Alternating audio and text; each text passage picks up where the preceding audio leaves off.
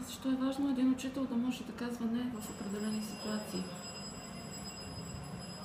Ако се съгласява само защото директора казва искам това да направиш ти, без да има той вътрешната мотивация за това, нито работата ще бъде свършена качествено, нито ще се запазят добри взаимоотношения между директор и учител. Учителя, който бъде натоварен с определена работа, трябва да му бъде мотивиран. Ако е извън конкретните му задължения за учител, той трябва да бъде мотивиран вътрешно да направи това и директорът трябва да умее да преценява на кой учител каква допълнителна работа да възложи, съгласно съответствие с неговите силни страни. Тогава, когато този учител, човек изобщо е на предела на своите възможности и съответно, ако поеме допълнителни ангажименти и задължения, това би довело до некачествено изпълнение на въпросната работа. Според мен е важно да умее да отказва, защото при претоварване първо неговата работа ще бъде некачествена, а това е във вреда както за учениците, така и за училището, така и за самия него. Ако той е отговорен и иска всичко да бъде на ниво, трябва, когато усеща, че е претоварен, по-добре да откаже, отколкото да ощетява децата. Ако искате, погледнете от гледна точка на учителя, на директора.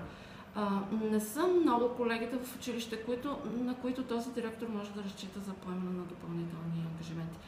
Аз така чисто емпирично в моите много години и стаж като директор съм установила, че правилото на Парето, което е за съвсем различна сфера на дейност, мога да го приложа и тук. Всеки човек трябва да може да казва не, тогава, когато няма да може да се справи с тази задача. Защото пък другата страна очаква тази задача да бъде изпълнена качествено и в срок. Ако това не може да се случи, по-добре е учителя да може да каже твърдо и учтиво, любезно не. Това не мога да го направя в този срок, защото съм планирал други неща или по друг възможно любезен и учтив начин.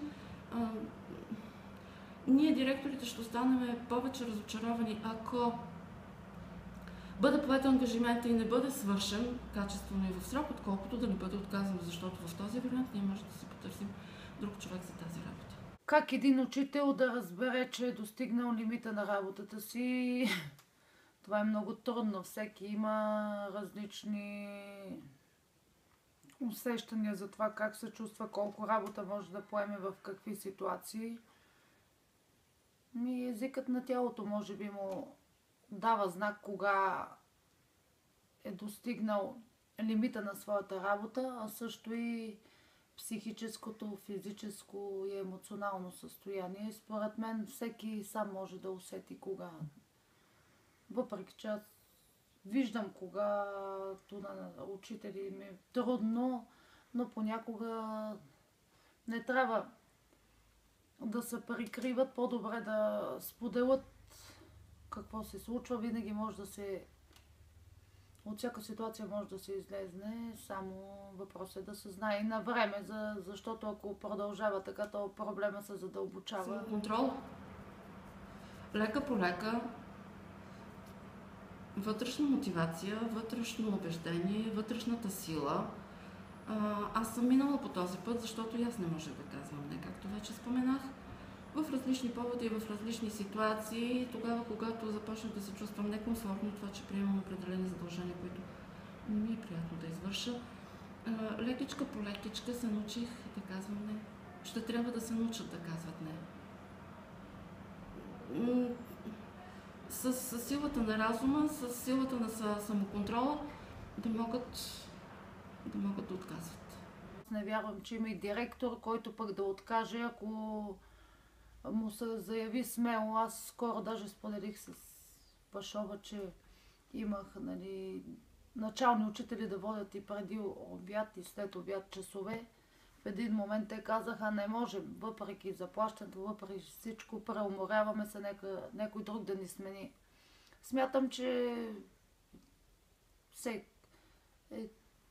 всеки има достатъчно смелост, разбира се, да има и подкрепата на човека, към който се обръща, за да може да е по-спокоен и да не се притеснява от това.